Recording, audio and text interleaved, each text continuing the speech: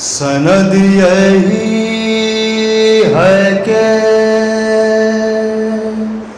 ہر فیضانات کو آتے ہیں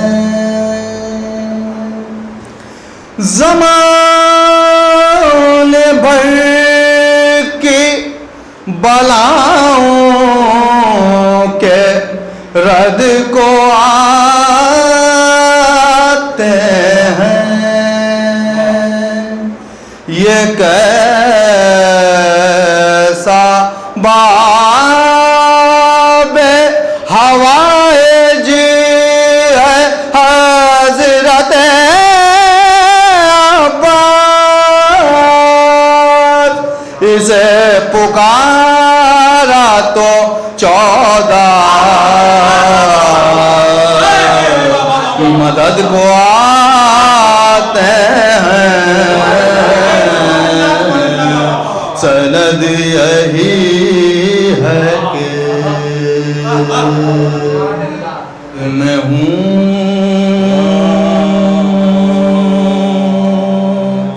کیوں جہاں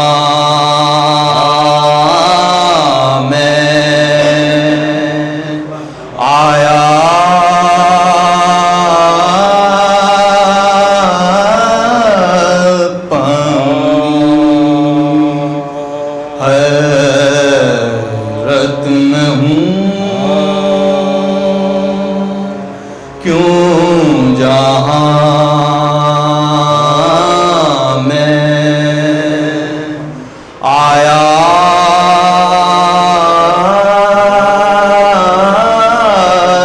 پانی دریا میں ہے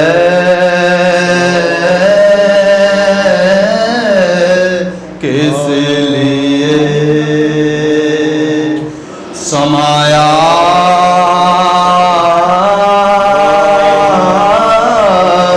پانی اب لاکھ برس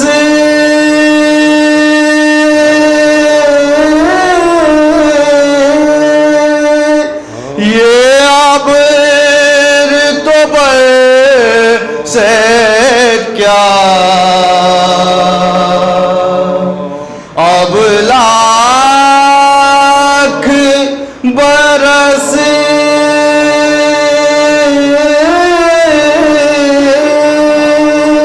یہ اب تو سے کیا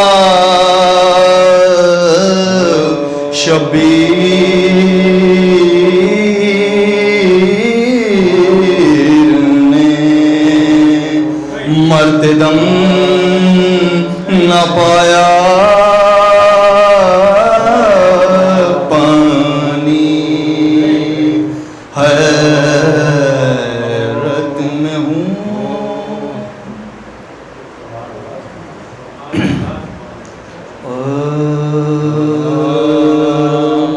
جب زور تک حسین 72 کو رو چکے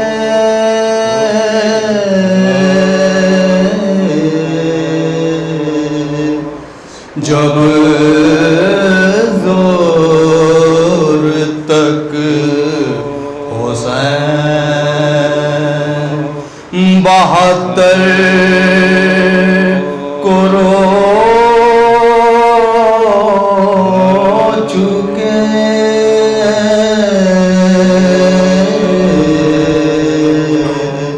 قاسم کو رو چکے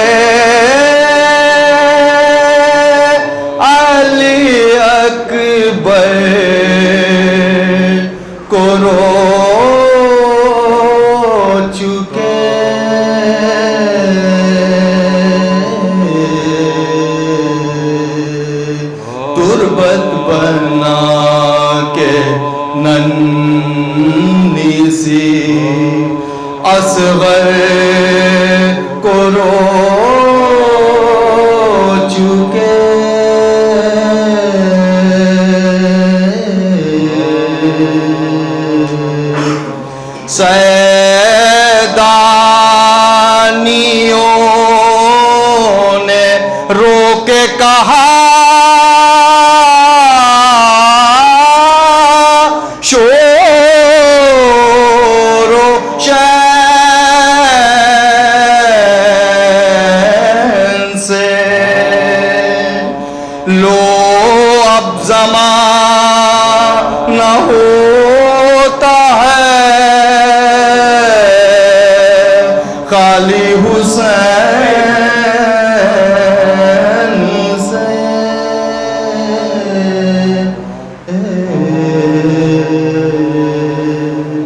جب زور تک حسین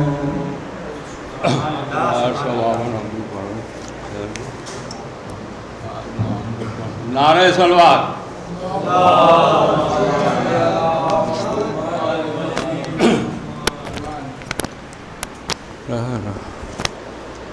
یہ دن وہ ہیں کہ مدینہ نبی کا ویراں ہے یہ دن وہ ہیں کہ مدینہ نبی کا ویراں ہے غبار اڑتا ہے لو چلتی ہے بیاباں ہے اور اجل کا ہاتھ ہے شبیر کا گریباں ہے اجل کا ہاتھ ہے شبیر کا گریباں ہے اور بطول نکلی ہیں مرقد سے خاک اڑانے کو اور حسین جاتے ہیں امت کے بخشوانے کو حسین جاتے ہیں امت کے بخشوانے کو یہ دن وہ ہے کہ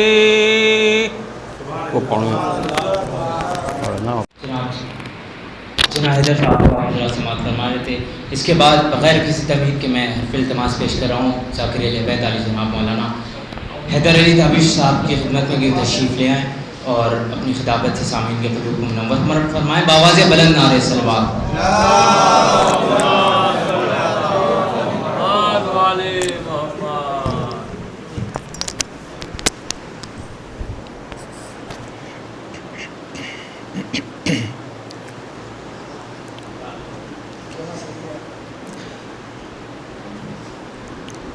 السلام علیکم.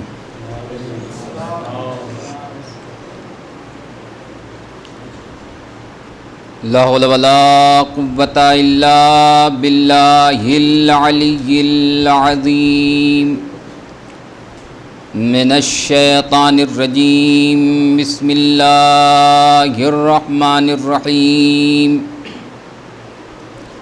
حسبنا اللہ ونعم الوکیل ونعم المولا ونعم النصیر. الحمد للہ الذی ہدانا لہذا وما كنا لنهتدی لولا ان ہدانا اللہ. لقد جاءت رسل ربنا بالحق والصلاة والسلام على رسول الثقلين محبوب رب المشرقين والمغربين جد الحسن والحسين بالقاسم محمد.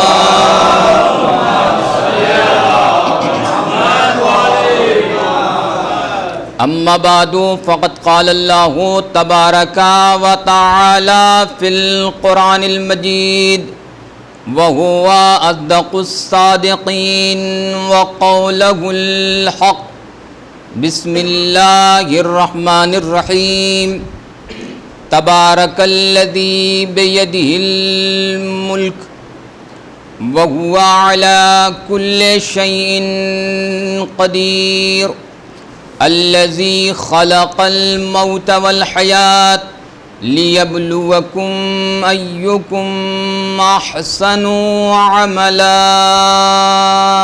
صلوات پڑھ لیں محمد.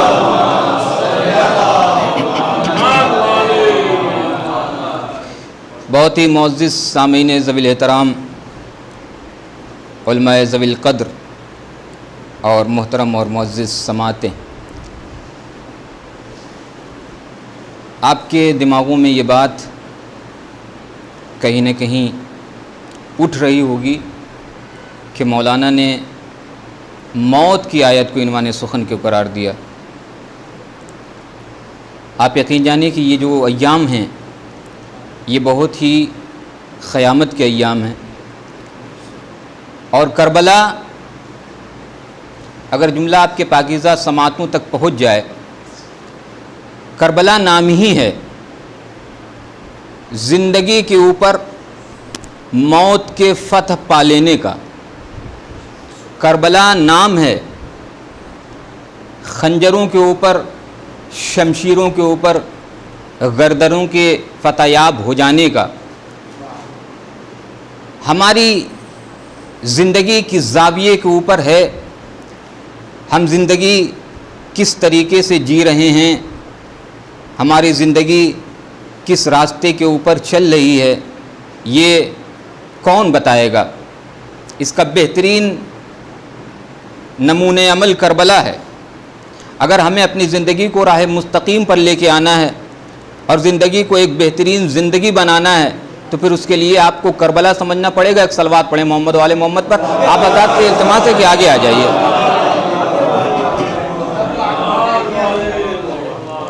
ذرا سا اور آگے آ جائیں تاکہ بعد میں آنے والوں کو دقت نہ ہو اور اپنی نشستوں کو صحیح کر لیں انشاءاللہ.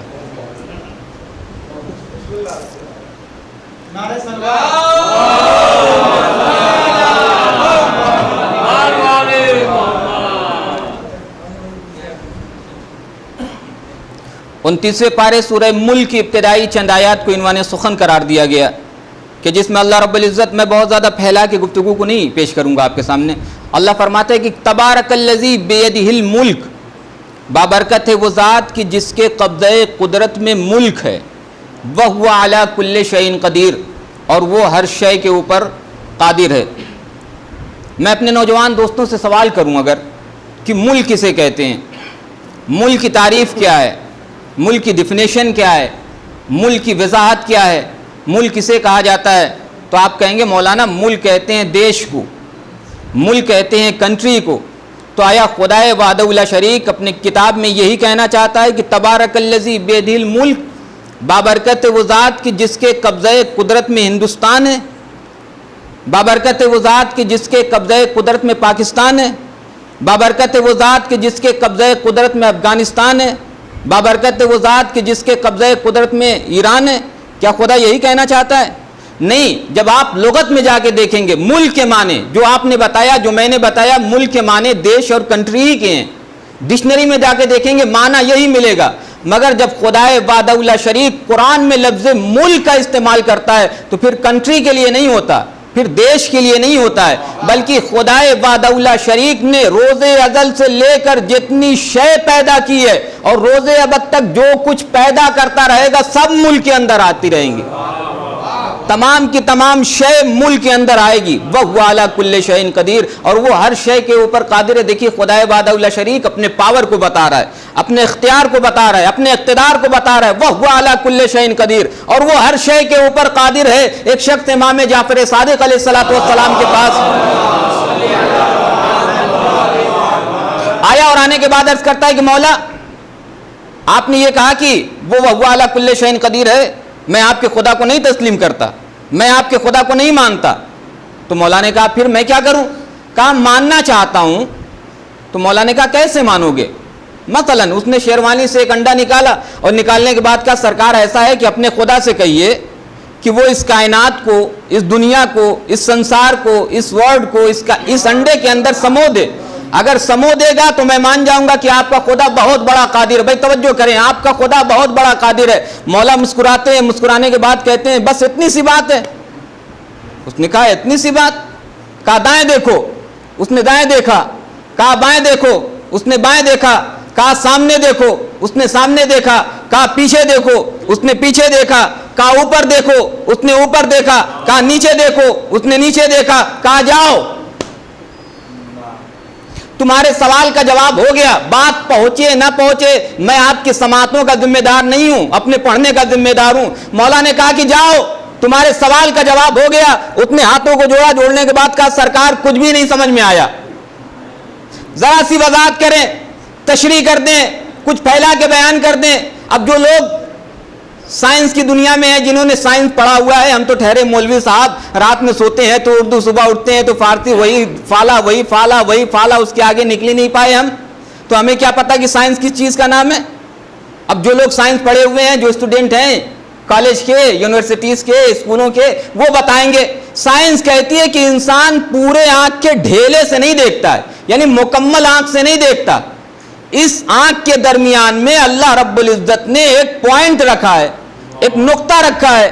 اس نقطے کے ذریعے سے روشنی اخذ ہوتی ہے, انسان تمام مناظر کو دیکھتا ہے. مولا نے کہا کہ میرا خدا تو اتنا بڑا قادر ہے, میں توجہ چاہ رہا ہوں, میرا خدا تو اتنا بڑا قادر ہے, اتنا بڑا قادر ہے, اتنا بڑا قادر ہے کہ وہ ایک پوری کائنات کو ایک نقطے کے اندر سمونے کی طاقت رکھتا ہے. اس نے کہا مولا کیسے؟ کہا جب تم نے دائیں دیکھا تو تمام مناظر تمہارے آنکھوں کے اندر, جب تم نے بائیں دیکھا تمام مناظر تمہارے آنکھوں کے اندر, جب تم نے سامنے دیکھا تمام مناظر تمہارے آنکھوں کے اندر, جب تم نے پیچھے دیکھا تمام مناظر تمہارے آنکھوں کے اندر, جب تم نے اوپر دیکھا تمام مناظر تمہارے آنکھوں کے اندر, جب تم نے نیچے دیکھا تمام مناظر تمہارے آنکھوں کے اندر. میرا خدا اتنا بڑا قادر ہے کہ ایک نقطے کے اندر کائنات کو سمونے کی پاور رکھتا ہے.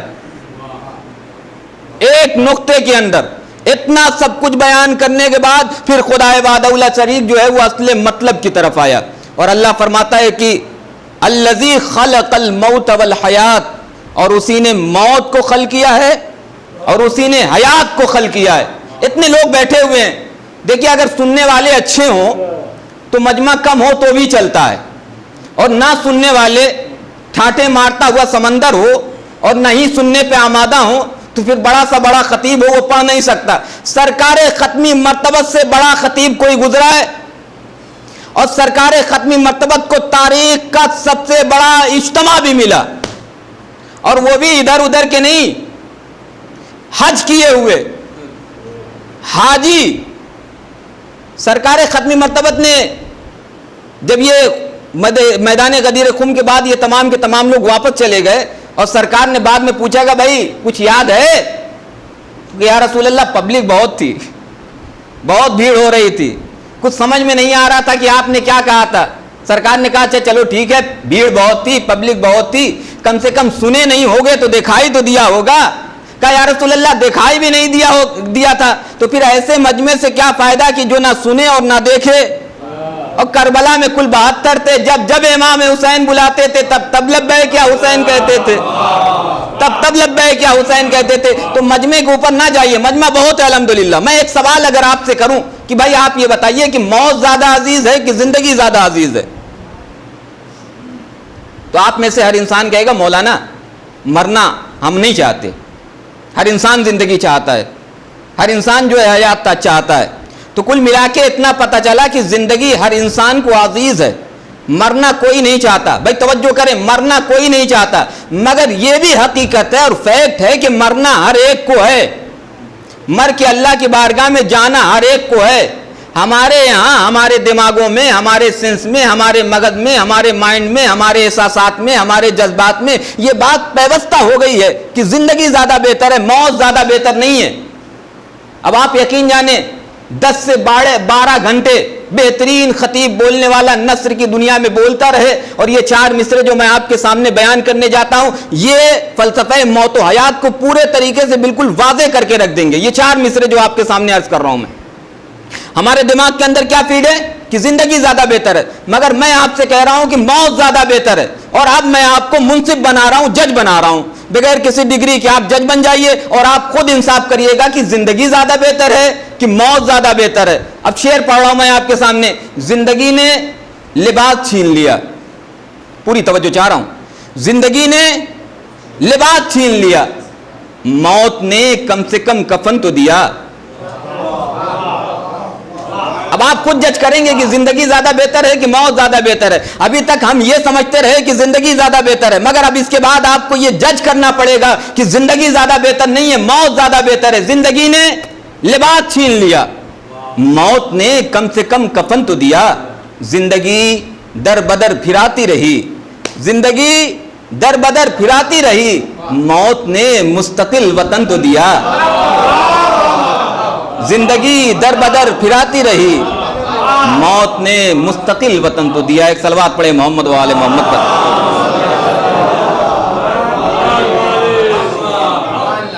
مگر اس کے باوجود بھی ہم مرنا نہیں چاہتے صاحب، اور ہم تو ٹھہرے انسان۔ اب میں گفتگو کو بہت زیادہ پھیلانا بھی نہیں چاہتا، جائیں انبیاء کی تاریخ پڑھیں، انبیاء بھی نہیں مرنا چاہتے ہیں۔ ہم تو ٹھہرے انسان، ہم کیوں مریں گے؟ مگر یہ بھی بالکل حقیقت ہے کہ مرنا ہر ایک کو ہے، کل نفس ذائقۃ الموت، ہر نفس کو موت کا مزہ چکھنا ہے۔ یہ موت و حیات کو اللہ رب العزت نے ہمارے درمیان پیش کیوں کیا؟ بھائی توجہ کریں، یہ اللہ نے ہمیں زندگی کیوں دی اور پھر یہ ہمیں موت کی وادیوں میں کیوں اتار دے گا؟ اللہ نے اس کے مقصد کو بھی فرمایا۔ کیا فرمایا؟ ایکم احسن عملا، تاکہ آزمایا جائے کہ تم میں بہترین عمل کرنے والا کون ہے۔ یہ زندگی اللہ نے ہمیں دی ہے، یہ عمل کرنے کے لیے دی ہے، یہ زندگی دی ہے ہمیں یہ اعمال صالحہ کے لیے۔ مگر آپ اور ہم، میں ایک کامیاب انسان کی اگر آپ سے تعریف پوچھوں کہ کامیاب کون ہے، نوجوان دوست بولیں، بولا کرے۔ مولا کائنات نے کہا کہ انسان اپنے زبان کے نیچے چھپا ہوا ہے، بولو تاکہ پہچانے جاؤ۔ ایک کامیاب انسان کی ڈیفینیشن اور تعریف اگر آپ سے پوچھی جائے تو آپ کیا جواب دیں گے؟ میں جواب دے رہا ہوں، آپ نہ دیں۔ مولانا کامیاب وہ ہے کہ جس کے پاس سرکاری نوکری ہو،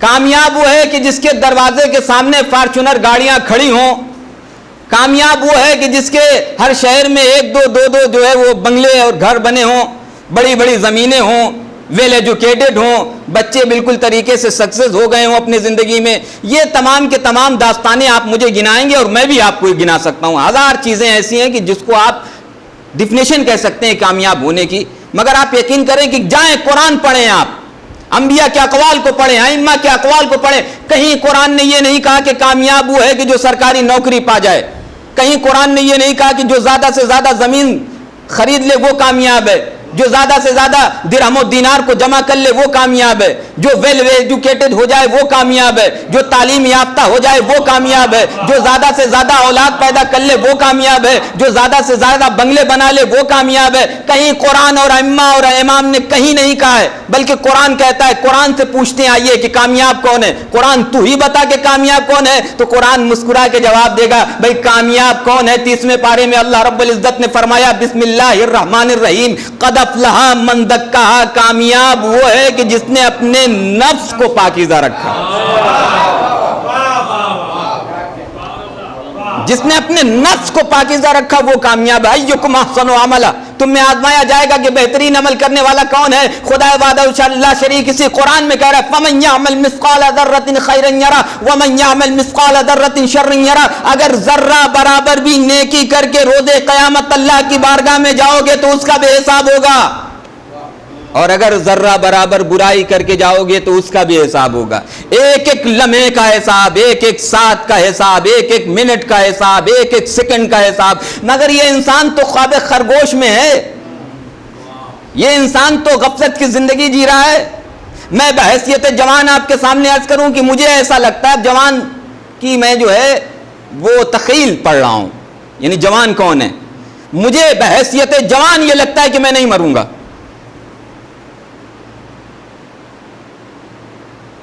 میرے سامنے جو ہے جنازے رکھے رہتے ہیں مگر مجھے نہیں لگتا کہ میں مروں گا۔ اچانک جو ہے وہ نوجوان دوست اس دنیا سے جا رہے ہیں مگر مجھے نہیں لگتا کہ میں مروں گا۔ مجھے یہ نشہ ہے کہ میں تو 80 سال کی زندگی جی ہی کے جاؤں گا، ہاں میں 70 سال کی زندگی جی کے جاؤں گا، ابھی تو بہت وقت ہے بھائی، توجہ کریں، ابھی تو بہت وقت ہے، ابھی تو ہم جوان ہیں، ابھی کھیلیں، ابھی کودیں، ابھی خوب عیش کریں، اپاچی سے ٹہلیں، ادھر ادھر شہر کے نکڑوں پہ کھڑے رہیں، چلے گا، ابھی تو بہت وقت ہے۔ انشاءاللہ 40 سال کے بعد حدیث نے کہا کہ جب انسان کو احساس موت ہونے لگتا ہے، اب جو لوگ 40 سے اوپر ہیں وہ میری بات کی تائید کریں گے، جو نوجوان ہیں وہ نہیں، تاریخ اور حدیث کہتی ہے کہ جب انسان 40 سال کے اوپر ہوتا ہے تو اس کو احساس ہونے لگتا ہے کہ ہاں اب مرنا ہے۔ مولانا یہ کون سی بات آپ کر رہے ہیں؟ میں اب اس کی تشریح آپ کے سامنے پیش کر رہا ہوں، دلیل رکھتا ہوں۔ کیوں 40 سال کے بعد پاور آف باڈی جو ہے، جو جسم کی طاقت ہے وہ کم ہونے لگتی ہے، اب آنکھوں سے اتنی دکھایا نہیں، دیکھ نہیں پاتا ہے انسان، دماغ اس روانی سے نہیں چلتا کہ جتنا ہمارا چل رہا ہے، جوان ہم اتنی ہمت نہیں جٹا پاتے۔ ایک جوان کو آپ جو ہے صبح سے شام تک رودولی دوڑاتے رہیے، وہ گاڑی سے دوڑتا رہے گا، مگر آپ یقین جانیں 40 سال 50 سال کے ایک جو ہے عمر رسیدہ کو اگر ایک مرتبہ آپ لکھنؤ بھیج دیجئے گا تو آ کے 2 دن تک آرام کریں گے، پھر اس کے بعد کام پہ جائیں گے۔ یہ بھائی کیوں ہو رہا ہے؟ یہ اس لیے ہو رہا ہے کہ اب پاور نہیں ہے، اب طاقت نہیں ہے مولانا، اب قوت نہیں ہے، اب جرات نہیں ہے۔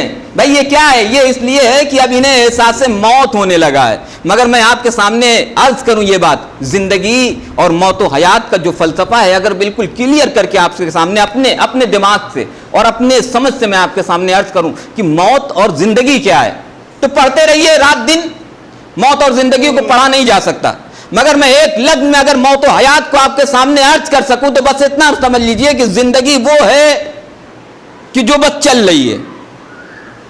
یہ جہاں آپ بیٹھے ہوئے ہیں جس زمانے میں یہی آپ کی زندگی ہے، آنے والے کا بھی آپ کو نہیں پتا، یعنی جو فیوچر میں آپ جئیں گے کہ نہیں جئیں گے، آپ کیسے جئیں گے، ماضی میں جو گزر چکا ہے وہ آپ کا موت ہے، وہ آپ کی موت ہے، آپ مر چکے ہیں، اب واپس نہیں جا سکتے آپ 2015 میں، اب واپس نہیں جا سکتے آپ 2016 میں، کتنی بھی طاقتیں لگا لیجئے، پیسے لگا لیجئے اور چاہیے کہ وہ 2017 آ جائے اور 2018 آ جائے، لاک ڈاؤن نہ لگے، نہیں قبلہ آپ واپس نہیں لا سکتے اس کو۔ کیوں؟ اس لیے کہ وہ موت کی وادیوں میں چلے گئے۔ مگر یہ انسان تو مست ہے، یہ انسان تو طلب دنیا میں کھویا ہوا ہے، یہ انسان تو دولت کے دوڑ میں جو ہے وہ ریس کر رہا ہے، ہر انسان آگے جانا چاہتا ہے، مگر آپ یقین جانیں کہ مر جانا ہے، اللہ کی بارگاہ میں پہنچنا ہے، اور عمل ہوگا، عمل صرف اور صرف عمل، باقی کچھ نہیں۔ ہم زندگی میں اتنے بھاگ دوڑ جس کے لیے کرتے ہیں، یہ بہت زیادہ احسان اگر ہمارے اوپر کریں گے تو قبرستان تک لے جا کے نہیں، قبر میں اتار دیا جائے گا ہمیں، پھر ہم ہیں اور ہمارے اعمال ہیں، پھر ہم ہیں اور ہمارے افعال ہیں، پھر ہم ہیں اور ہم نے جو زندگی کے اندر کیا ہوا ہے وہ ہے، کوئی ساتھ نہیں دینے والا ہے۔ قرآن نے کہا کہ وَأُمِّهِ وَأَبِيهِ وَصَاحِبَتِهِ وَبَنِيهِ لِكُلِّ مِّنْهُمْ يَوْمَئِذٍ شَأْنٌ يُغْنِيهِ وُجُوهٌ يَوْمَئِذٍ مُسْفِرَةٌ ضاحكة مستبشرة ووجوه يومئذ عليها غبرة ترهقها قترة۔ کوئی بھی ساتھ نہیں دے گا، نہ کوئی دوست ہے، نہ کوئی یار ہے، نہ کوئی مونس ہے، نہ کوئی ہمدرد ہے، نہ کوئی خاندان والا ہے، نہ کوئی تعلق دار ہے، نہ کوئی رشتہ دار ہے، نہ کوئی استاد ہے، نہ کوئی شاگرد ہے، کوئی بھی ساتھ نہیں دے گا، نہ ماں ہے، نہ باپ ہے، نہ بھائی ہے، کچھ بھی نہیں، کوئی بہن نہیں، صاحب صرف ہم ہیں اور ہمارے اعمال ہیں، مگر ہم تو مست ہیں، ہم تو مست ہیں، ہمیں ایسا لگتا ہے کہ ابھی تو ہمارے پاس ٹائم ہے، ابھی ہم جئیں گے، کر لیں گے انشاءاللہ، ابھی تو وقت ہے ہمارے پاس۔ ایک ایوریج زندگی اگر آپ سے میں سوال کروں، ایک ایوریج زندگی اس وقت کیا ہے، تو آپ کہیں گے مولانا 60 سال۔ 60 سال کے اگر اوپر کوئی جی رہا ہے تو میں معذرت کے ساتھ جو لوگ 60 سال کے اوپر ہو گئے ہیں وہ بونس زندگی جی رہے ہیں، انہیں تو اور سجدہ کرنا چاہیے، انہیں اللہ کی بارگاہ ہی میں رہنا چاہیے، ہے نا۔ مگر میں آپ کو تخیل پڑھ رہا ہوں، ہماری سوچ یہ ہے کہ 60 سال کے بعد جب سرکار ہمیں نچوڑ کے بالکل ختم کر دے گی اور کوئی کام کے نہیں رہ جائیں گے، سرکار ریٹائر دے دے گی، اس کے بعد تو پھر ہم ہیں اور مسجد کا تالا ہے، ہم ہی کھولیں گے، ہم ہی بند کریں گے، وہی نماز ہے، وہی روزہ ہے، وہی مصلی ہے، وہی سجدہ ہے، وہی قیام ہے، وہی رکوع ہے، تمام چیزیں بعد 60 سال کے بعد انشاءاللہ مولانا بس انتظار کر رہے ہیں نوکری ختم ہو جائے، پھر اس کے بعد ہم ہیں اور صرف نمازیں ہیں۔ یہ انسان کی تخیل ہے، یہ ہمارے گھر کی باتیں ہیں، یہ ہمارے معاشرے اور سوسائٹی میں جو چیزیں چل رہی ہیں وہ میں آپ کے سامنے عرض کر رہا ہوں، کر لیں گے، ابھی تو وقت ہے، مگر آپ یقین جانیں موت کسی کو بہت زیادہ دیر مہلت نہیں دیتی ہے، جو چل رہا ہے اسی میں کر لیں۔ اللہ رب العزت نے ہمارے زندگی کے مقصد کو بھی بتا دیا، جب ہمیں اس روئے کائنات کے اوپر بھیجا تو ہمارے مقصد کو بھی بتایا۔ بھائی آپ یہاں سے چوک جاتے ہیں تو کوئی ہدف ہوتا ہے نا، کوئی مقصد ہوتا ہے نا، کچھ ٹارگیٹ ہوتا ہے کہ ایسے ہی بس چلے گئے گھومتے ہوئے ٹہلتے ہوئے نہیں۔ آپ چوک جاتے ہیں امام باڑے سے، چوک جانے کے لیے آپ کے دماغ میں مقصد ہوتا ہے۔ اماں نے کہہ دیا آلو لے آنا، چلے گئے۔ ابا نے کہہ دیا دوا لے کے آنا ہے، چلے گئے۔ اچھا وداؤٹ مقصد اگر آپ ٹہلنے لگے، جانتے ہیں زمانہ کیا کہے گا؟ لگ رہا ہے دوا کھانا چھوڑ دیا انہوں نے۔ دوا کھائیے، بغیر مقصد کی زندگی نہیں جی جا سکتی ہے۔ زندگی کا بھی مقصد ہے۔ مولانا مقصد کیا ہے؟ اب مجھ سے کیا پوچھتے ہیں؟ بھائی جائیے قرآن سے پوچھئے، لا آف لائف سے پوچھئے، ضوابط حیات سے پوچھئے، اسالیب حیات سے پوچھئے۔ اللہ نے آپ کی زندگی جینے کا طریقہ جو بتائے وہ قرآن ہے۔ لا رتب ولا یابس الا فی کتاب مبین۔ ہم نے قرآن کو ہر خشک و تر سمو دیا ہے کہ کوئی بھی ایسا زندگی کا لمحہ نہیں ہے کہ جو ہم نے نہیں پیش کیا ہے۔ خدا نے قرآن میں فرمایا زندگی کا مقصد کیا ہے، وما خلقت الجن والانس الا لیعبدون۔ ہم نے انسان اور جنات کو نہیں پیدا کیا سوائے یہ کہ ہماری عبادت کی جائے۔ بے توجہ ہے کہ نہیں؟ داد نہ دیجیے، آپ صرف سنیے، کیپ سائلنٹ، کوئی داد اور تحسین نہیں چاہیے ہمیں، صرف خاموشی سے آپ سنیں۔ وما خلقت الجن والانس الا لیعبدون۔ ہم کچھ نہیں چاہتے سوائے یہ کہ ہماری عبادت کی جائے۔ تو مولانا کیا دن رات نماز پڑھتے رہیں، نوکری چھوڑ کے بیٹھ جائیں، دکان نہ کھولیں، بزنس بند کر دیں؟ لاک ڈاؤن میں آج 7 مہینے سے ایسے ہی نہیں کما پائے ہیں، اب تھوڑا تھوڑا بزنس جو ڈرے پہ آیا آپ لگ رہا ہے وہ بھی بند کروا دیجئے گا۔ صلوات پڑھیں محمد والے محمد پر۔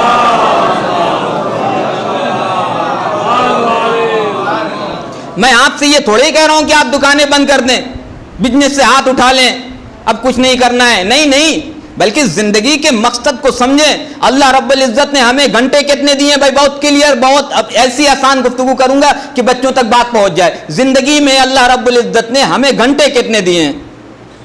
24 گھنٹے۔ 24 گھنٹے دیے ہیں اللہ نے۔ اور 24 گھنٹے میں منٹ کتنے ہوتا ہے؟ 1 گھنٹے میں 60 منٹ۔ 60 کو جو ہے اگر آپ گڑا کر دیجئے 24 سے تو 1440 منٹ۔ کلیئر ہیں بھائی؟ کمپنی والے بیٹھے ہوئے، بھائی کمی بھائی بتائیے، ایک تلوار پڑھیے محمد والے محمد پر۔ کیلکولیٹر کے جو ہے انگلیوں سے کھیل کھیلتے ہیں آپ لوگ۔ بھائی 1440 منٹ، کتنے منٹ؟ بات کو پائے تکمیل تک پہنچا رہا ہوں۔ 1440 منٹ، 1440 منٹ اللہ رب العزت نے ہمیں دیا ہے، اور ہم ایک مومن کی شکل آپ کے سامنے پیش کر رہے ہیں۔ وہ انسان کی جو نماز گزار ہے، عبادت گزار ہے، عابد شمس دار ہے نا، سب کچھ ہے۔ یہ جب صبح کی نماز سے شروع کرتا ہے اور عشاء کی نماز تک پڑھتا ہے تو میں آپ سے سوال کر رہا ہوں کہ کوئی بھی مومن کتنے دیر میں 70 رکعت نماز پڑھ لیتا ہوگا؟ بولیں آپ، بغیر بولے نہیں چلے گا معاملہ۔ کتنے دیر میں پڑھ لیتا ہوگا؟ 1 گھنٹہ مانتے ہیں، آدھا گھنٹہ نہیں، میں 30 منٹ زیادہ دے رہا ہوں آپ، 1 گھنٹہ۔ اچھا چلیے کچھ وظائف کرتے ہیں، تعقیبات پڑھتے ہیں، نماز عشاء کے بعد جو ہے وہ روزی سے پریشان ہے، سورہ واقعہ پڑھ لیتے ہوں گے، جمعرات میں حدیث قصہ پڑھ لیتے ہوں گے، اچھا چلیے کچھ زیارت وغیرہ پڑھ لیتے ہوں گے، زیارت عاشورہ وغیرہ، تو آدھا گھنٹہ اور کاؤنٹ کر لیتے ہیں صاحب، 1 گھنٹہ 30 منٹ۔ میں مقصد حیات کو آپ کے سامنے کلیئر کر رہا ہوں۔ اللہ رب العزت نے ہمیں بھیجا کیا ہے، کس لیے ہے، اور ہم کر کیا رہے ہیں۔ 1 گھنٹہ 30 منٹ میں تمام تر مومنیت سمجھ کر آ گئی۔ 30 منٹ اور دیتا ہوں، 2 گھنٹے۔ 2 گھنٹے ایک مومن کی عبادت کو آپ سمیٹ کر لا کے 2 گھنٹے کے اندر رکھ دیں گے۔ اچھا صاحب 22 گھنٹے کیا کر رہے ہیں آپ؟ 22 گھنٹے ہم جو ہے وہ نوکری کر رہے ہیں، 22 گھنٹے ہم پڑھ رہے ہیں، پڑھا رہے ہیں، جاب کر رہے ہیں، بچوں کی تربیت کر رہے ہیں، سبزی لینے چوک جاتے ہیں، کھانا بنتا ہے، کھاتے ہیں، غسل کرتے ہیں، تمام چیزیں اپنی ضرورت زندگی کو انسان 24 گھنٹے کے اندر سوتا ہوتا ہے، جاگتا وقتا ہے، یہ تمام چیزیں۔ مگر آپ سوچیں کہ اللہ رب العزت نے ہمیں جس لیے پیدا کیا، وما خلقت الجن والانس الا لیعبدون، اللہ نے زندگی کے مقصد کو بتایا، حیات کے ٹارگیٹ کو بتایا کہ ہم نے تمہیں اس لیے پیدا کیا ہے کہ تم ہماری عبادت کرو۔ یہ انسان 22 گھنٹے اپنے طریقے سے زندگی جی رہا ہے، 2 گھنٹے اللہ کی جو ہے بارگاہ میں صرف کر رہا ہے، اور اس کے بعد مطمئن ہے ہم تو مومن ہیں۔ ہاں اب تو ہمیں نشہ عبادت طاری ہو گیا، नशे मोमनियत। अच्छा, अब ये भी एक आलम, आप यकीन जाने जो मैं कह रहा हूँ ये सानिया है कि ज़रा सा हम नमाज पढ़ना शुरू करते हैं तो फिर हम दूसरों को बेनमाजी समझने लगते हैं। ज़रा सा इबादत की तरफ रुझान क्या हुआ तो फिर ऐसा लगता है कि महल्ले वाले कोई नमाजी नहीं पढ़ते, एक सलवात पढ़े मोहम्मद वाले मोहम्मद का,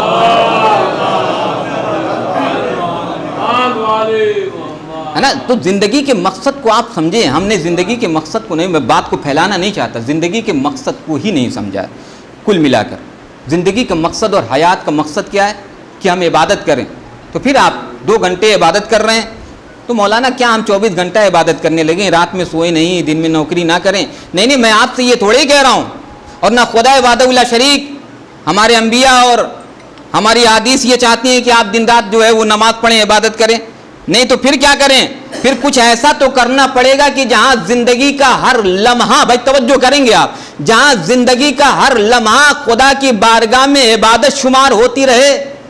आप चलें तो भी इबादत, आप बैठें तो भी इबादत, आप सोएं तो भी इबादत, आप बात करें तो भी इबादत, आप किसी से गुफ्तार करें तो भी इबादत, आप जो है किसी से महवे गुफ्तगू हो तो भी इबादत, आप बच्चों की तरबियत कर रहे हैं तो भी इबादत, आप अपनी जॉब की सीट के ऊपर बैठे हुए हैं, कुर्सी के ऊपर बैठे हुए हैं और मेहनत से अपने कंपनी के लिए काम कर रहे हैं, वो इबादत होती रहे। तो ये होगा कैसे?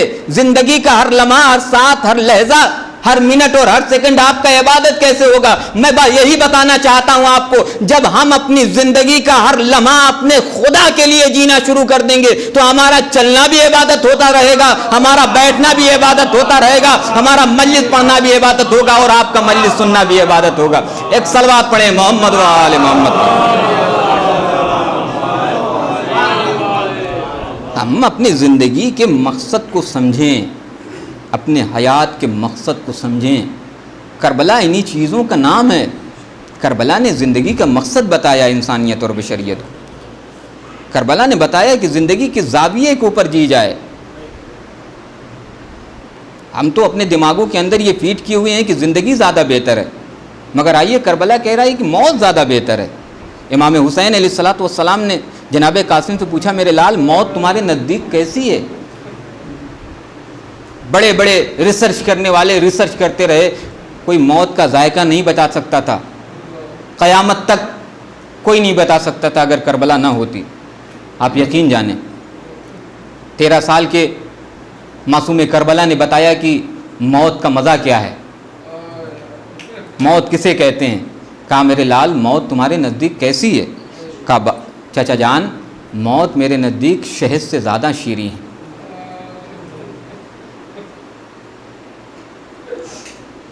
बहुत ही अय्याम ये बहुत ही क़यामत के हैं। आप शहज़ादी आलमियान को उनके लाल का पुरसा देने के लिए आए हुए हैं, पुरसा पेश करें। रवायतें कहती हैं कि मजलिस छोटी हो, मजलिस बड़ी हो, बड़ा ख़तीब पढ़े, छोटा ख़तीब पढ़े, कहीं भी मजलिस होती है, शहज़ादी आलमियान अपनी टूटी हुई पत्नियाँ संभाल कर हर मजलिस में आती हैं और आने के बाद फ़ज़ाइल सुनने के लिए नहीं आती शहज़ादी हमारी। रवायतें कहती हैं कि जब मसाइब शुरू होता है तो शहज़ादी आलमियान अपना रुमाल लेकर हर अज़ादार के सामने जाती हैं और एक जुमला होता है, आंसू लाओ मेरे हुसैन का मरहम बनेगा।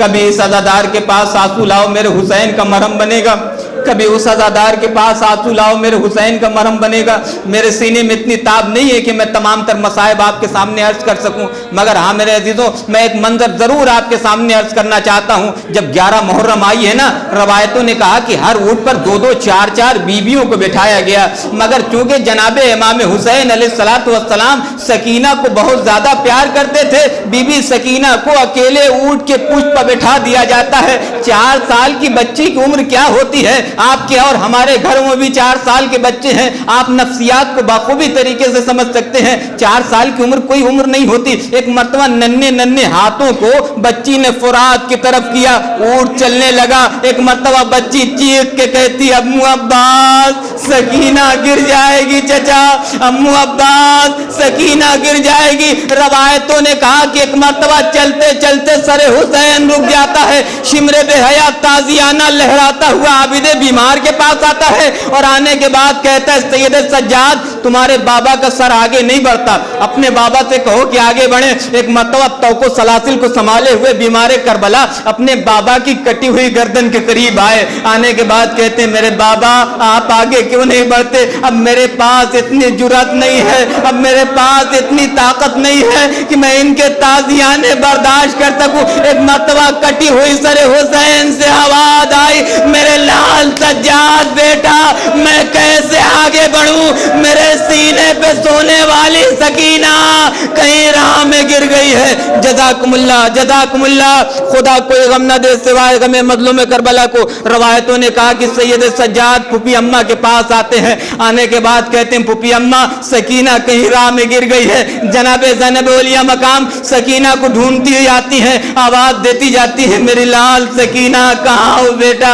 मेरी लाल सकीना कोई आवाज नहीं आती, मेरी लाल सकीना कोई आवाज नहीं आती। एक मर्तबा एक सहरा में आती है, क्या देखती है कि एक नेकाब पोश बीवी है कि जो सकीना को अपने आगोश में लिए हुए है और प्यार कर रही है। ज़ैनब करीब आती है, सुन सकें के मसाइब जनाबे ज़ैनब औलिया मकाम करीब आती है। आने के बाद बड़े एहसास का जुमला कहा बीबी आप कौन है? बीबी ने कोई जवाब नहीं दिया। कहा बीबी ऐ मेरी मुअज़्ज़मा आप कौन है? बीबी ने कोई जवाब नहीं दिया। एक मर्तबा तड़प के जनाबे ज़ैनब औलिया मकाम ने कहा बीबी एक बात कहूं, ना बताइए अपना नाम मगर एक बात आपसे अर्ज कर दूं। कहा हाँ कहो। एक मर्तबा जनाबे ज़ैनब औलिया मकाम ने कहा कि बादे करबला आप पहली बीबी है कि जो इस बच्ची को प्यार कर रही है, वरना अभी तक जिसने इस बच्ची को पाया है या तो तमाचे मारे हैं या दुर्रे मारे हैं। जज़ाकुमुल्लाह जज़ाकुमुल्लाह। खुदा कोई गम न दे सिवाय गमे मजलूम करबला के।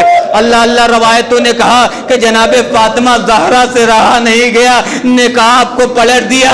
ज़ैनब 2 कदम पीछे हटी। अम्मा अब आई हो जब हमारे कासिम का लाश पामाल हो गया, अम्मा अब आई हो जब अकबर एड़िया रगड़ के मर गए, अम्मा अब आई हो जब अब्बास बाजू कटा के सो गए, अम्मा अब आई हो जश्मिशमा गुलुए मुबारक पर तीरे सितम खा के सो गया, अम्मा अब आई हो जब हमारी चादरें छीन ली गई, अम्मा अब आई हो जब हमारे ख़याम जला दिए गए, अम्मा अब आई हो जब हमारे माजाए के सरोतन में जुदाई कर दी गई। क्या क़यामत के मसाइब हैं, फिक्र सुन सकते हो।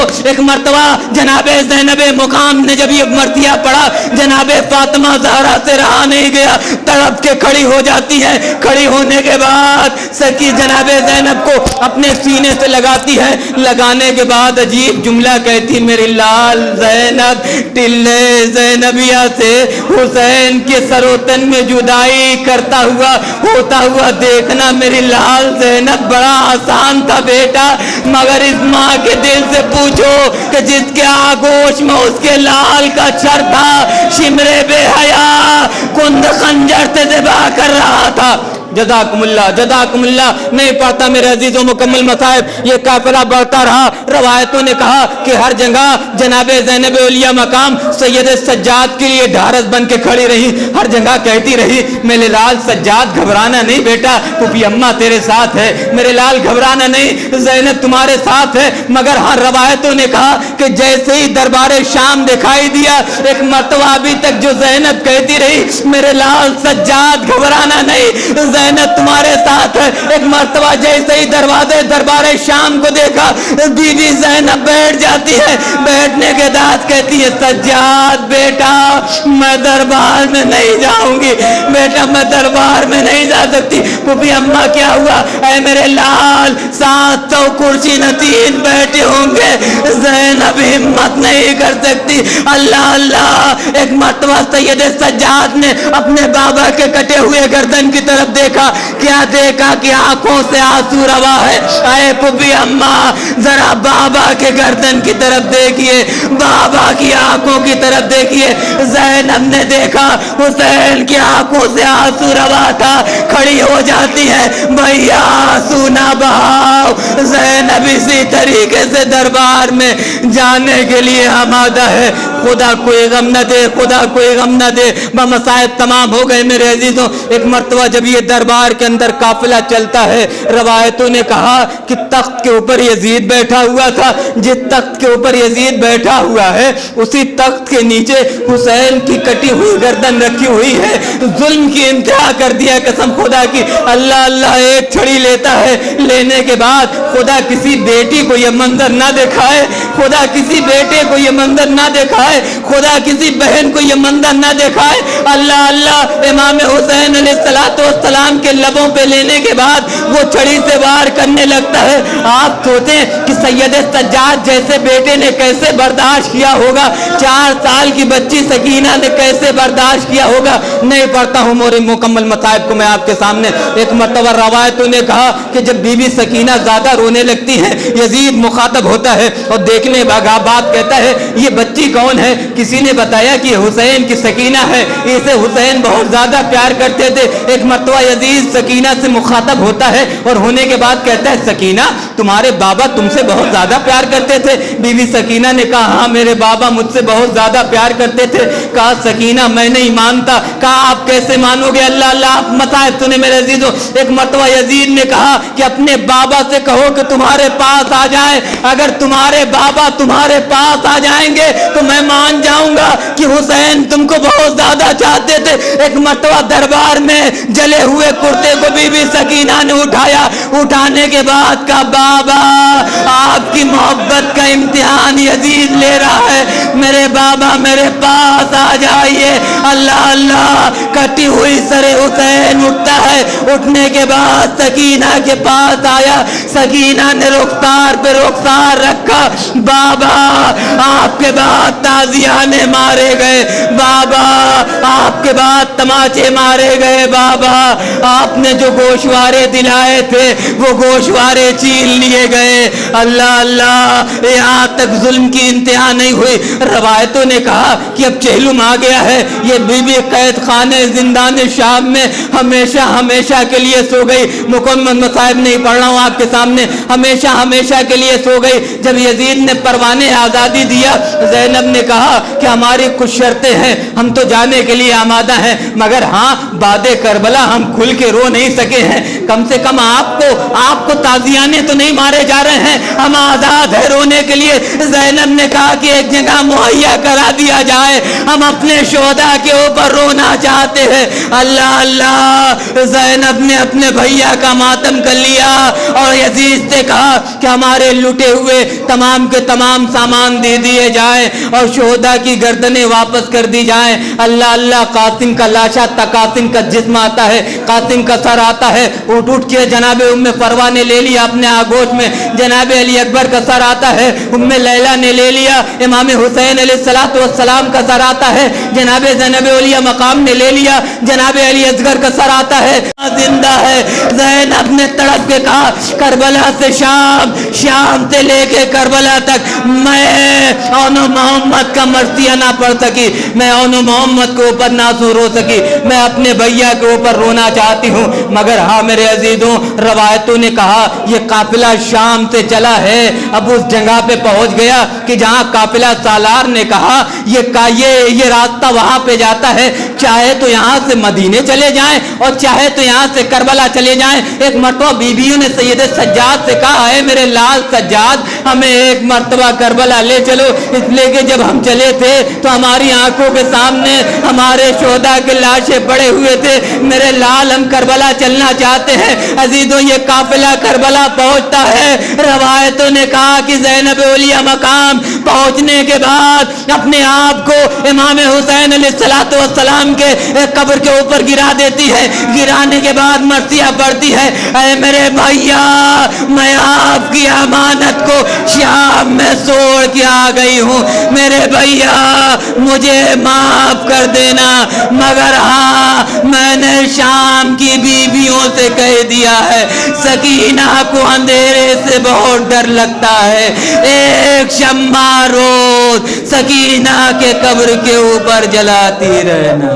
ऐ भैया मुझे माफ